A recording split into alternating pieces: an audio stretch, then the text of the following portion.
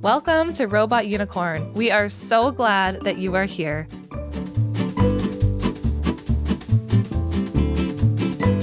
Today's episode is on friendship. And what is the reason we actually chose to do an episode on friendship struggles, all that? Our daughter is going through friendship struggles for the first time, but also when I asked people at the end of last year what topic they want to hear more about, friendship or bigger kid struggles was like the number one thing. People were telling me, like, I think because of a lot of our followers on Instagram, at least, they've been around for so long. And so all of our kids are getting older. Yeah. And facing different struggles like puberty, friendship, bullying, peers, that kind of thing. So we wanted to be able to create some content that's going to be really helpful as your kids get older, not just focusing on the toddler years. Yeah, and I would also correct what you said there. It's not the first time our oldest daughters had friendship struggles, but I think they're a little more complex as they get older, obviously. Makes sense. So it's just been something that we have been talking about. I wouldn't say her friendship struggles are the most serious at this point yet. I think they're very typical. Yeah, definitely. It seems like they're a typical friendship struggle. So I'm just going to get right into it. Hard-hitting question right off the bat. Oh boy. When a child struggles with friendships, how often do you think at least one of the parents is like processing or projecting their own childhood experiences on the experience that their child is having or facing currently? Is this a question directed straight to me? Well, a little bit. It is a little bit, but because of the way you have been reflecting on at least your friendships growing up, I just wonder how often do you think parents are just projecting or processing their own struggles that they had on their kids? Yeah, often. And I don't know if I said this on a podcast or if I said this on Nurtured First, but when our child hits the age that we were at when we were most hurt, we're going to feel the most triggered. And so for a lot of people, male and female, when their child hits that school age and they start seeing their child be hurt for the first time from peers, friends, even like teachers saying things to them, your first reaction is going to be whatever it is that you had in the past, right? So that feeling that you had in the past is going to be brought back up unless you reflect on it. So for me, I had various friendship struggles throughout my life. And I remember times being lonely and feeling left out and all of those experiences that many children go through. I remember that, and that was painful for me as a child. So when I'm watching our daughter go through that for the first time, of course, my own feelings and experiences are being brought back up. And it is really difficult at times to not project that onto her and be like, oh, you must feel so lonely or so sad or so upset, because that's how I felt when maybe she doesn't feel that way. Yeah, so because to be fair, I feel like sometimes you have made like the small issues that she's facing almost feel like they're major things, where I feel like it's just typical child thing, like child. I'll give a really good example of when that happened one time. One time I asked her, oh, who'd you play with today at recess? Oh, no one. I just walked around the playground by myself. And in my mind, every alarm bell's ringing because I'm like, wait, I remember walking around the playground by myself and feeling very lonely and not liking it. So I am interpreting this situation through my lens as her parent. And I'm like, oh my goodness, you must have felt so lonely. Why were you walking around? No one wanted to play with you. She goes, I don't know. I just didn't feel like playing with anyone. So I just walked around by myself. And she was confident. Like, she was fine. She just needed a break from talking to people. But because I projected that on her, now all of a sudden she's questioning herself, right? Like, oh, should I have walked around by myself? And so because I was at that time projecting my own experiences onto her, now she's questioning something that actually she felt totally confident about. And so when I looked back on that and reflected, I was like, it's totally different. My daughter had made a choice to walk around the playground by herself. She wanted that break to be alone. And she wasn't interpreting that as I'm a loner or no one wants to hang out with me. Yeah. To answer your question, I think a lot of our own insecurities and the things that hurt us or we felt in pain by get brought back up when our kids go through the same thing. Yeah. And that happens to me too. So if you're like, oh man, I've definitely been projecting onto my kids, we're going to hopefully talk about that throughout this episode and know that you're definitely not alone, because that's been a big eye-opening experience for me. Yeah. You like that question? Well, I saw that one coming. I didn't know it was going to be your first question, okay. But I think it is important because how many of us are feeling triggered? I noticed that. And I think the difference might be that we have all daughters. So they're friendships and the way they interact with kids at school is a little bit different than how I would have. So I feel like I'm not going to be as likely to project my experiences on them because it's very different. And I also see how much better they are than me. Yeah, and they're really good at coping with these things. I know a lot of men struggle and they get triggered by their sons when, let's say, when they were boys, they were kind of told, just fight back, just be mad, just get angry. And then when their sons like are more sensitive or don't fight back or are crying, I think sometimes dads, from my experience, can get triggered by that and be I like, see. Okay. oh, you gotta just push back. You gotta man up, and it might take a lot to go against their own messaging and programming that says you can't cry about being sad that a friend was mean to you. Right. So I feel like dads listening, if they have sons, they might be kind of struggling with that. Or I think when we were kids, maybe fighting back to your peers was the normal thing to do, right? It was for I'm me. sure it was for you. Yep. And now it's a lot more talking about it. And that might be hard too. If you're dad and you never learned how to talk it out with your friends, you only learned how to punch them in the face and then get over it. You know what I mean? Yeah. Like I even remember my dad saying that when we were kids. Oh, when we were kids, just throw a punch and then, just move forward. You're done. And I remember as a little girl sometimes being like, oh, wouldn't that be easier? Yeah. And I wonder if I don't I don't put that same pressure. I don't know. Maybe it would be different if we had a boy and then if I would maybe feel that way. I don't know.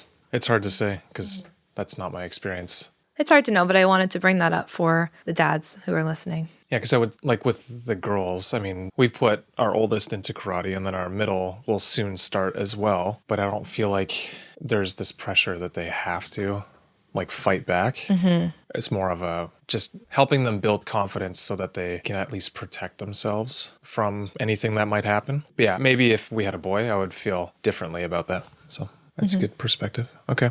As both a mom and a therapist, how do you navigate that delicate balance between allowing our children or allowing our child to feel a bit of that social pain that comes along with these friendship struggles? And because I think there's an important piece where they need to learn a bit of resilience. Yeah. And understand, like maybe the playground is a good place to learn. Like not everyone can be trusted. You don't need to believe everything every person tells you. And I feel like it's a good way, a starting point for them to learn some of these things. But it's also inherently, I feel like we want to protect our girls from having this pain that they experience with friends.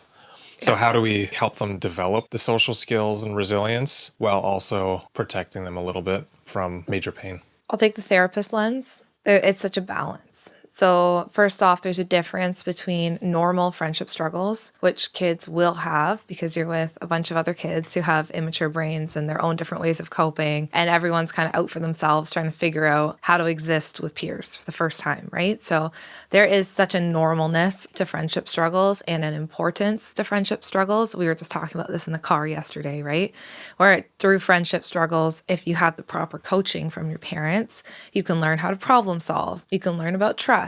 You can learn about who do you share your secrets with and who do you want to form a relationship with and maybe who's just a peer that's in your class. Like you can start to learn those valuable skills. So I think that's one thing we can talk about that more, but that is very different from a child being bullied. Yeah, right. I often would be working with parents and my first thing when they come in and be like, hey, my kid's having a lot of friendship struggles. Like, is it friendship struggles or is it bullying? Because when it's bullying, a parent has to intervene. And that's really important too, because I think sometimes it is actually bullying that's happening. And bullying is there is someone who is purposely trying to inflict hurt or pain on your child, whether that's through words, through actions, maybe both, behind their back. And children should not be alone to fend for themselves in terms of bullying. And parents need to really be in the know as to, is this a normal friendship struggle where I actually want to equip my child to use their strong voice and stand up for themselves and be assertive? Or is this a case where there is a child who specifically is trying to harm my child? And if that's the case, parents need to get involved because that's too much for a child to take on themselves. But if we go back to what I asked originally,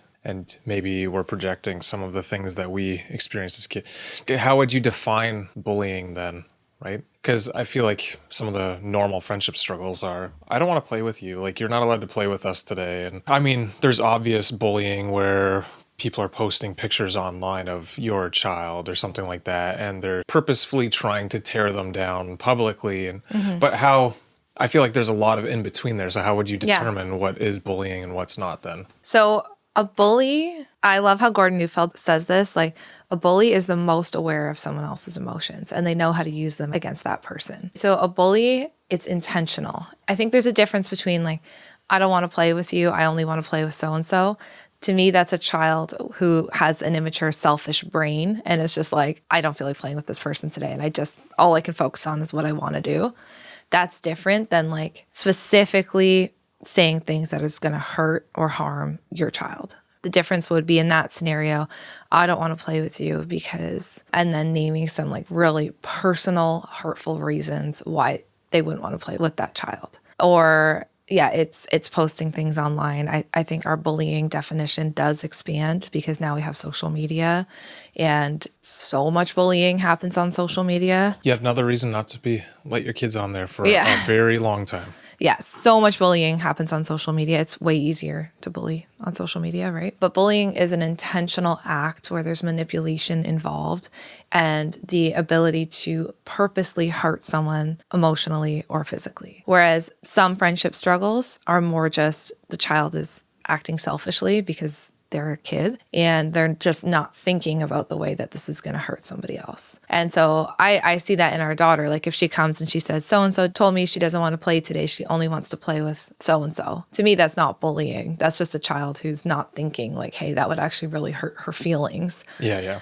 So that's where I would say the difference is. So the way I'm understanding what you're saying, and I think you maybe will want to change your answer a little bit, but the way you're saying is bullying, definitely intervene, but normal friendship struggles, let them deal with it on their own. But I think you still want to help them. You coach them. Yeah, so you're coaching them at home versus you're contacting the school. Exactly. Yeah, okay. Yeah. And I mean, trust your gut always. If you feel like this is something the school needs to be contacted about, contact them, like err on the side of caution. But with normal friendship struggles, your job as the parent is to be the coach. Right? So they come home, they say, hey, so-and-so said that they don't want to be in my group project today. And they want to be in a group project with this other person. That is a friendship struggle that hurts. It's painful. So our job would be to coach, okay, so how did you feel when that happened?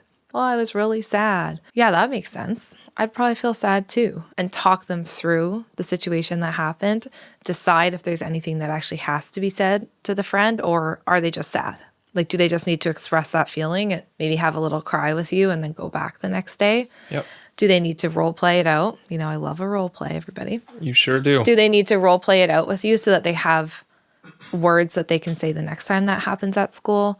So think of your job as the coach rather than just to be to call the teacher and be like, my kid wasn't in this and this person's group project and they should be. We do want to let kids have time to practice being assertive on their own and be coached through it. Well, we had that with our oldest. So she last week was just telling us about one situation where someone didn't want to play with her and was just being a little rude to her, which again, that's kids. That's what they do. They're not necessarily thinking through the consequences of everything they say or most things they say, likely. So we coached her to say the next time she's invited to play, to just say, I'll think about it. I don't know if I want to play with you right now, and just give her time to think through who she actually wants to play with. Because if that's how she's being treated, maybe she wants to play with other kids that desperately want to play with her. Because I feel like often kids are desperate to play with her, and then she'll have situations like this, and she doesn't necessarily need to play with everyone. Like I've told you too, Jess. You're allowed to be acquaintances with people too. You don't have to be friends with every single person that lives. I feel like that was such a revolutionary concept to me because I always was someone who just like, if I know you, I just want to be your friend. And I'm friendly and I like to be like that. And for you to be like, you know, it's okay for you to just be their acquaintance. You don't actually have to be their friend. And I was like, oh. Yeah, that's kind of nice. It's kind of a relief. Yeah, because I think our oldest also feels the pressure to be friends with everyone. And she feels deeply if she isn't friends with everyone. And it's kind of like her other friend who is sad because she doesn't give enough time and attention to all of her friends that she thinks they deserve. I can relate to her too, right? Yeah. Like there'll be so many nights that I used to just sit there and be like, okay, I have to text every single person I know and try and keep up with all of them because otherwise I'm a bad friend. And when I see my daughter doing the exact same thing, this is where I say it brings up a lot of your own stuff. And I'm like, oh, shoot, I don't want her to have that same pressure. Yeah. And I even said to her about this specific scenario, I said, what if it's okay that not everyone's your best friend? And you don't have to have like one best friend that you are like, I'm their best friend and now we're best friends for life. Like, I think even with girls specifically, like the BFF trend, that can be a bit tricky. Is it still a thing? Yeah, I think it is. Yeah, because they'll be like, well, she's my best friend, though. It's like, well, actually, you guys are really good friends and you can still be good friends, but that doesn't mean that you can't also hang out with this person. So there can be that exclusivity that can be difficult, I think, in female friendships. So how, as a parent, would you say we can avoid passing on our social anxieties to our children?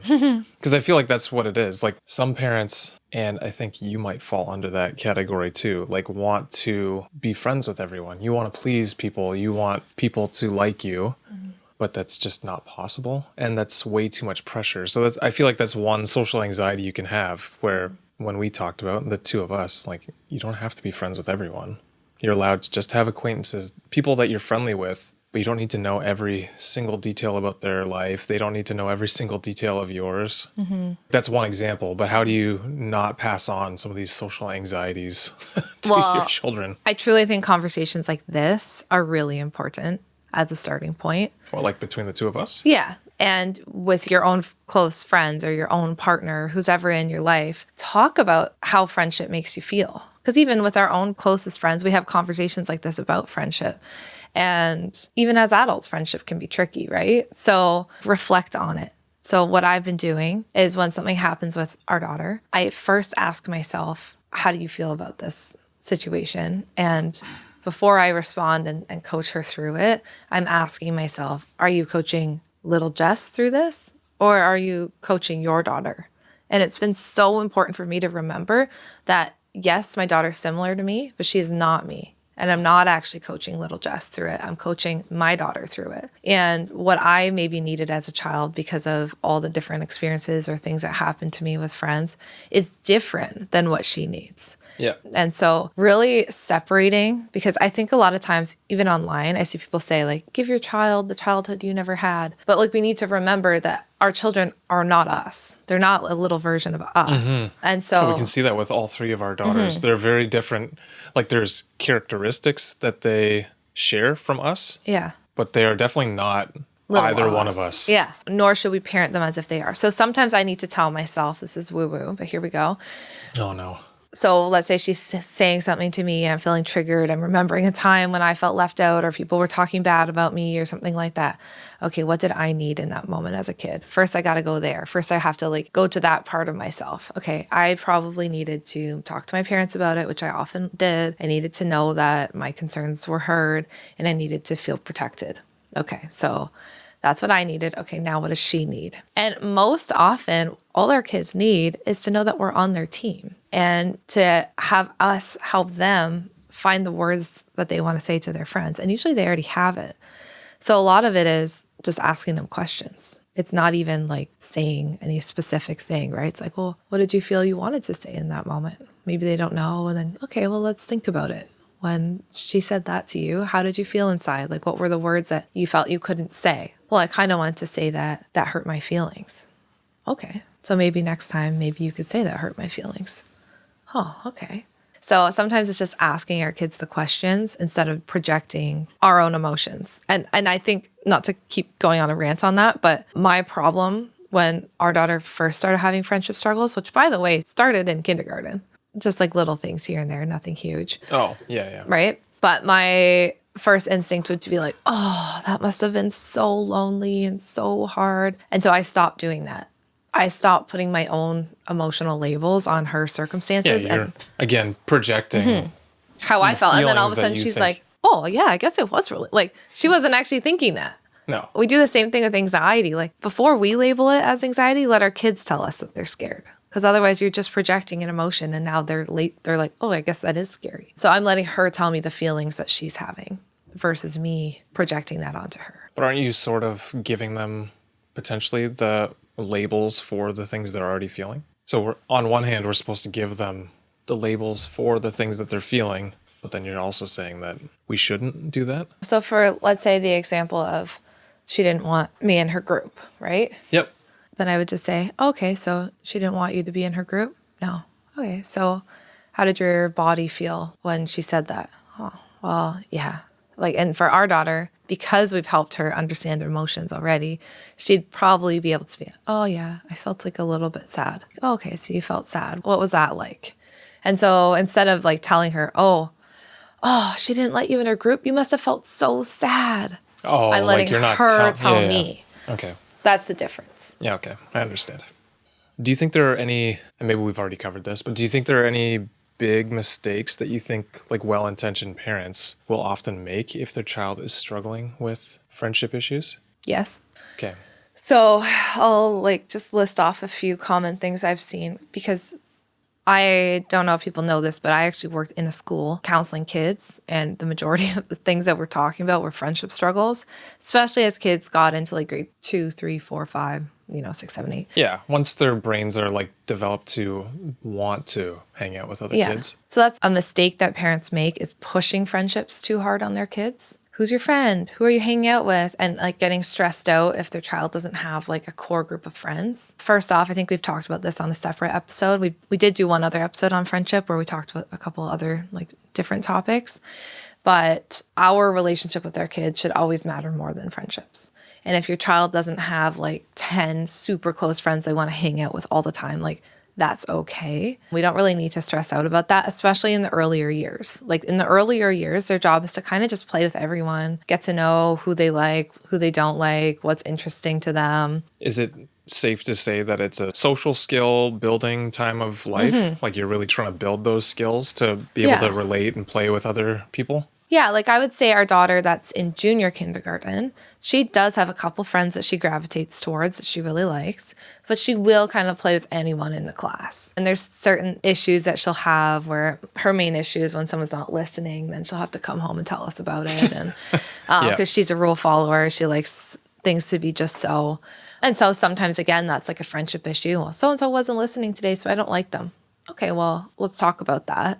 Because we don't want her to not like someone just because they don't listen. But that's like junior kindergarten, grade 1. You're kind of just playing with everyone. Then we do see a change in grade 2, 3, 4, kind of like that age, where now you start to have like your friends. But as parents, I think back to the mistakes is like pushing that too hard. So we see that and we're like, ooh, we want them to have a best friend. Okay, so every weekend, let's have this person over and let's really cultivate that friendship. And we don't want our kids to feel that pressure to like have these best friends. So that's the first thing. The second thing is not coaching kids through it and being like, yeah, it's fine. Just go back tomorrow, I'll tell her whatever. And not taking the time to actually sit with our kids and have these dialogues that we've been talking about. Like, how did that feel in your body? What did you want to say to them? And mostly it's just asking our kids questions, getting curious with our kids, helping them understand how they actually feel and what they want to say. And then giving them the support to be like, it might be uncomfortable, but maybe tomorrow you say this to your friend. Because when we just assume our kids will just figure it out, like,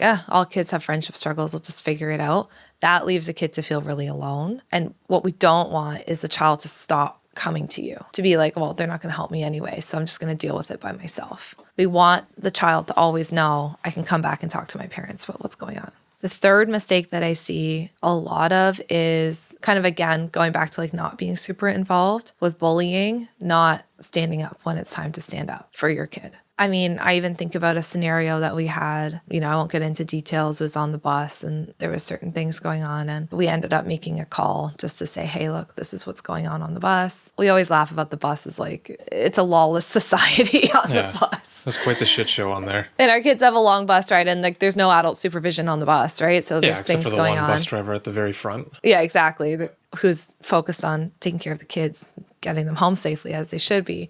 So I would say sometimes parents, like, they don't want to interfere. They don't want to be that parent. But again, when it comes to bullying, which is like intentionally doing mean things to hurt someone's feelings, we do need to step in. Yeah. And our kids definitely need more support. And if we leave them alone with that, that can have lifelong impacts, because these peers, these relationships, our kids remember that. Like, I remember times when I was a kid, and that is stuff I've had to work through, So we just want to be really mindful of that as well. One more mistake I see, and I'm going to lump, let's say, cousins in with this, friends, cousins, is giving our kids hours of just unsupervised time. And we've talked about this in other episodes about how sometimes there's this like glorification of like this 80s parenting that's been coming back up, like the pendulum swinging back the other direction, where people are like, when we were kids, how you could just run around free with your friends for hours and your parents didn't know where you were. And I was at a conference, and the person facilitating the conference was basically glamorizing that time with the life.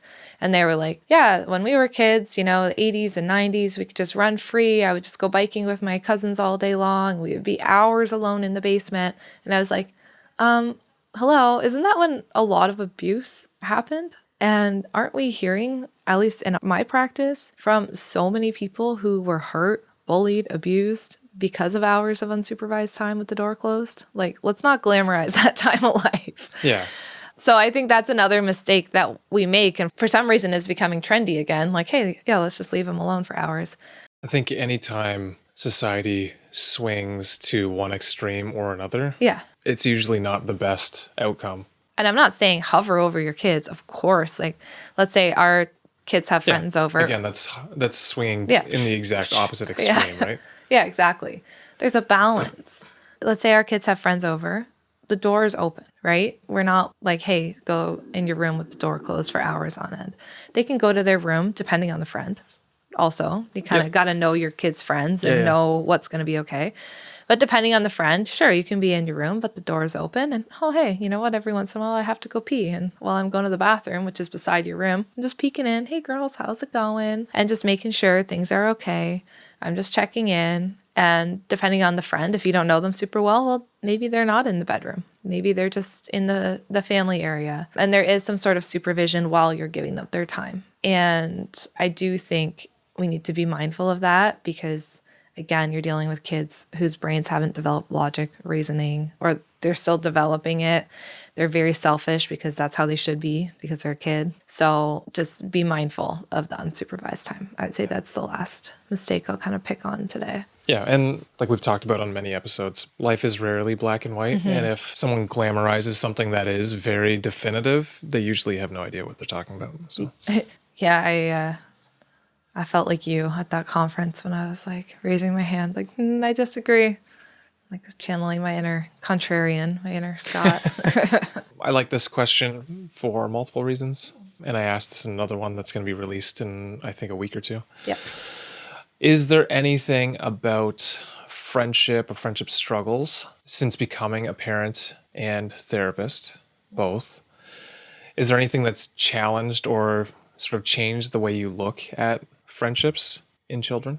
Like something that you had a preconceived, especially since you had some challenges with friends growing up. Mm-hmm. Is there anything that changed the way you view friendships and friendship struggles after you became a parent and a therapist? Yeah. I feel like this is something that I've thought about so much, because growing up, I did have a lot of different friendship struggles. And I'm not really going to get into them here, but things that impacted me for a long time. Mm-hmm. And when I was going through it, I definitely talked to my parents, and I have shared different stories of the insights that they've given me that were really helpful.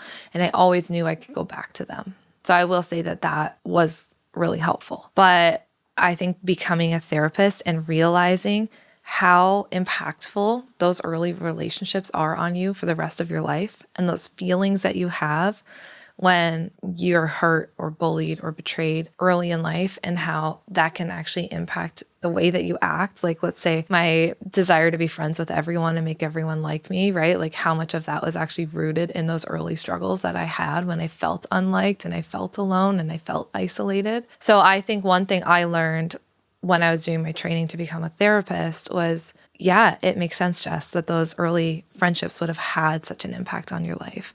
And I was very lucky that I could talk to my parents about it. But if you don't have the ability to talk to your parents about it, and like it still impacted me, even though I could talk to my parents, right? But like if you don't have that, so I think the other eye-opening thing for me was just how essential that parent-child relationship is and how we don't want to let friends take over. Like if I didn't have that relationship with my parents where I could like tell them what was going on or at least know that I was safe at home and I was unsafe at home and unsafe at school, that would have led to even more struggles. I forget who said this. It might have been Dr. Gordon Neufeld, might have been someone else, but you can see the parent-child relationship in the way that peers interact with each other. And so sometimes you can see in the peers that are really bullying and mean, like you can see the words that they've been told. Yeah. And for me, I think a lot of it was like, I didn't want to partake in like gossip. I didn't want to partake in like petty things because I didn't really have that at home. So I'd just be like, I don't want to do that. And then that made it really hard for me to fit in with friends who wanted to do that type of thing. So I think that was another really eye-opening thing for me too, is realizing like how impactful the friendships are and how beautiful they can be. Like I still have one of my really good friends from that era, even though we had some fights in the day, like she's still one of my best friends now and we worked through it, right? And like how beautiful, healthy friendships can be, but how harmful unhealthy friendships can be, and how parents need to be in the know and they can't just send their kids off and hope everything's fine. Yeah. So I think that was really eye-opening for me. And then another thing that was even more eye-opening is when our daughter started to have her own little friendship struggles. And it's not even anything big, but how much that like brought up my own experiences and memories that I didn't have until she started having her own struggles. It's like, oh my goodness, I totally forgot about that. Yeah, that would have really impacted me. You know what I mean? Yep. So I think that's another thing that I'm sure a lot of moms are going through too, and dads too. Yeah. Again, it's different. I would say, I think the only reason I don't have that as much is just because I can't relate to the same friendship related topics that our girls are going through necessarily. Yeah. And I think I've learned through, I'd say like the last 5 years of our life, maybe a little bit more, we've developed some really strong adult friendships. And I think I've learned like I mentioned, how beautiful friendship can be and how fulfilling and how life-giving and how important it can be. And we talk about our friends a lot on the podcast because they are a really important part of our life. And these intimate, vulnerable, beautiful friendships can be really important. And I want to model that for our kids. But whenever you're vulnerable and intimate and like share personal things about yourself, you do open yourself up to hurt. And I think that's why the hurt can be so great too. Yeah, for sure. Now, having been a therapist for a while now, and you've talked to parents and kids about friendships, one thing I've been wondering, and I mean, you hear about this on social media or on the news that people are more awkward. Like it's harder for people to make friends, especially millennials, because we're at this weird point in life where we've been on social media and like a lot of our life is online. But then you hear the older community saying no one knows how to talk to each other, no one calls each other on the phone. And do you think that has had an impact on kids now even, or do you think it will? Yes, I definitely think social media and our digital communications and stuff like that will have an impact on our kids and does have an impact on the kids who are on it. I have heard from so many parents that come in worried about, let's say, their preteens and their teens who they've just got a phone and they'll just sit there all day on Snapchat, right? And I think there is something to sitting across from each other, sitting in a room, and I remember when we were teens, we just sit in a big room and everyone's on the couch and none of us had a phone. We're all like looking at each other, talking, having. If we did, it was a brick. If we did, it was a brick and it's not like you were scrolling anything on it, right? You maybe would text your friend or something. There's something we gain about making eye contact, understanding someone's expression, understanding the tone of voice. And a lot of teens are losing that because let's say they're just on Snapchat or they can manipulate their message to sound how they want it to sound, whether or not they are happy or they are sad or they are mad.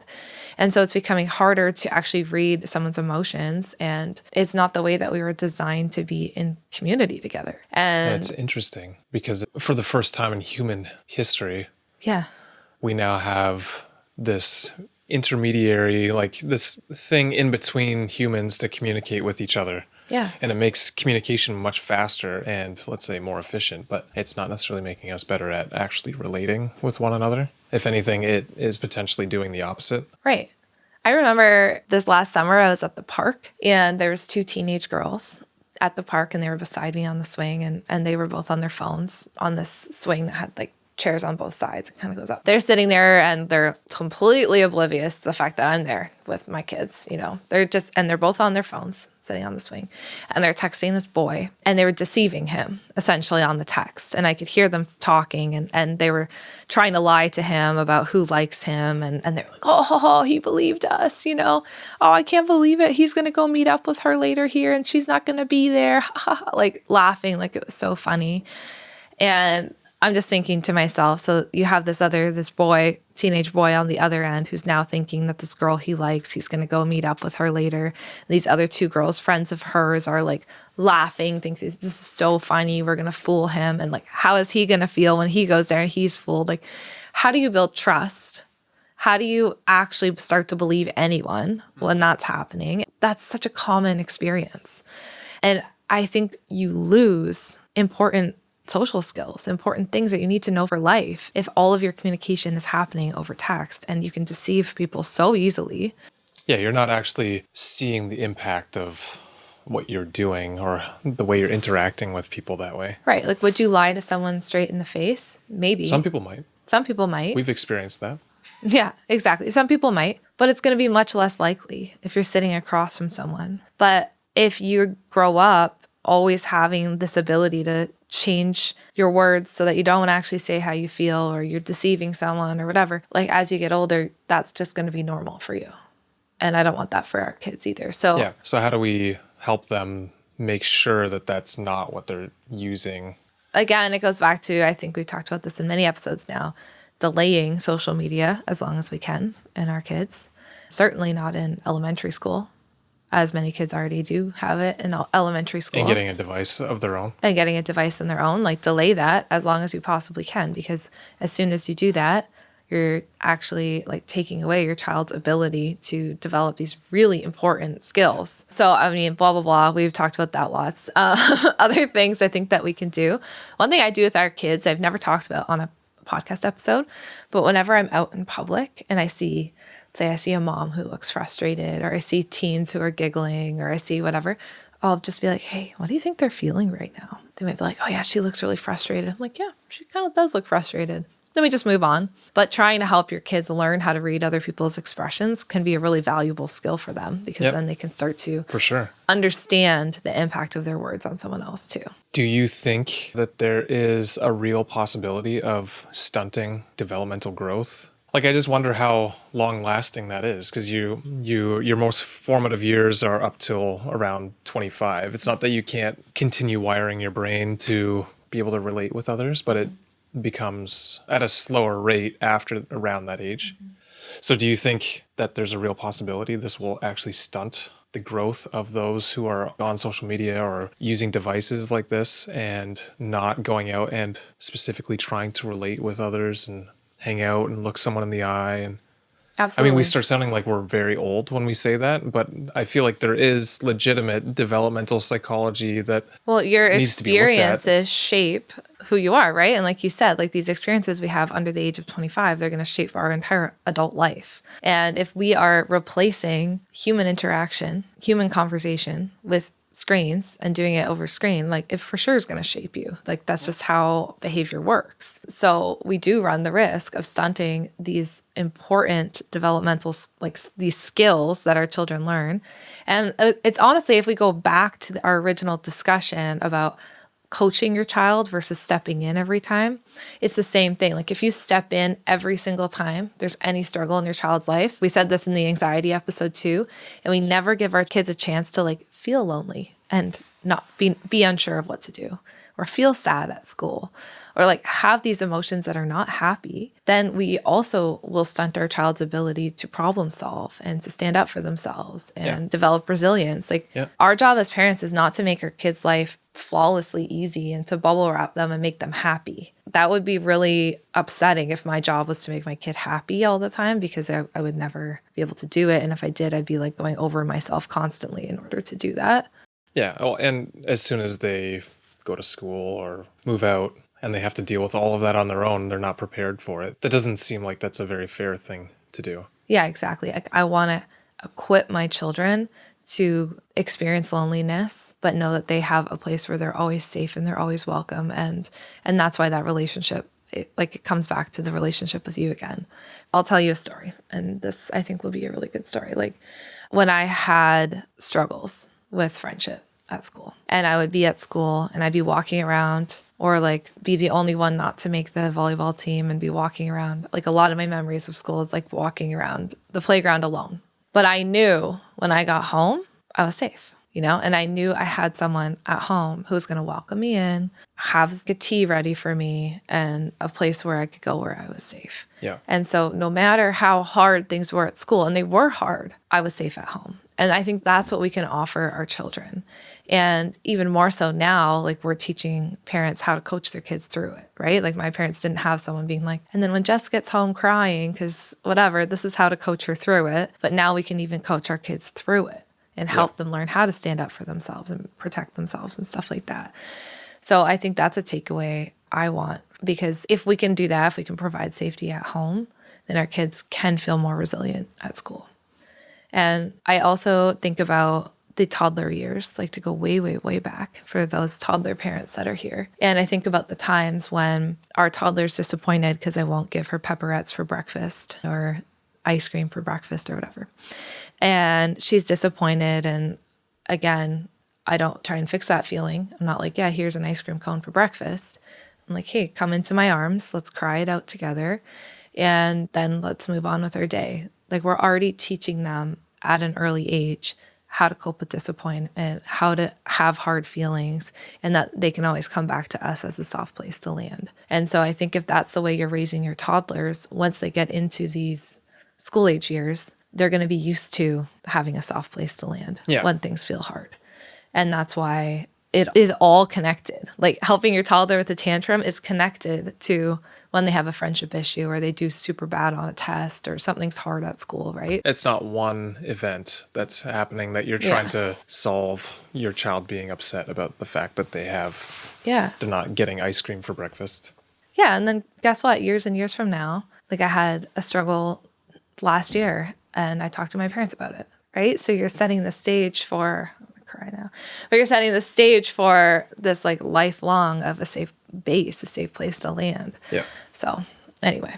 Wait, can I ask one thing? And then I think we can close out this episode because it's been a good conversation. Mm-hmm. We have talked about friendships and how there's all these things that we're doing that don't feel related, but they are because you're creating that relationship with your child. Now, when it comes to friendship and maybe friendship struggles, I am able to relate less to those things with our girls than you would be. So I think by default, they seem to, not necessarily like all the time, but they would default to going to you to talk about it compared to with me. And not because I'm not a soft landing for them, but more I think they understand that you understand what they're going through, whereas I can't. So in a situation like that, if a parent wants to help but can't relate, how can they? I think it goes back to being curious with them. And even sometimes you can, I think relating is important. Relating makes us feel less alone, right? So you could relate in terms of like, oh, I do remember mom telling me this story of blah, blah, blah, right? So you can even share my stories as a way to like, hey, I am in the know, But finding those moments to be like, hey, it looks like you had a really hard day at school. What's up? Or they're talking to you and you're like, can you help me understand what's been going on between you and so-and-so? Or tell me more about school today. Tell me more, what's up, and help me understand are three very important things that you can say. What you're saying is it's more on me to actually pursue them and ask for more information. Yeah, show them that you want to be involved and that you're curious. And I have noticed that you do that, and then they do respond to it. Yeah, they'll always tell me. Yeah. But I was just wondering, like, is there a way that I can help better? Yeah. That I would say those three You know those three, but help me understand, tell me more, and what's up. Yeah. That'll get you far. Sounds good. Well, thank you all for listening today, and let us know if you have any questions on friendship. I feel like I could go on and on this topic, and we'll talk to you again next week. Hey friends, thank you so much for listening to today's episode. We are glad that you are here. If you enjoyed today's episode and found it interesting, we'd really appreciate it if you'd leave a rating and a review. Scott and I actually sit down together and read them all. A 5-star rating helps us share our podcast and get these important messages out there. Thank you so much for listening, and we can't wait to talk to you again next time.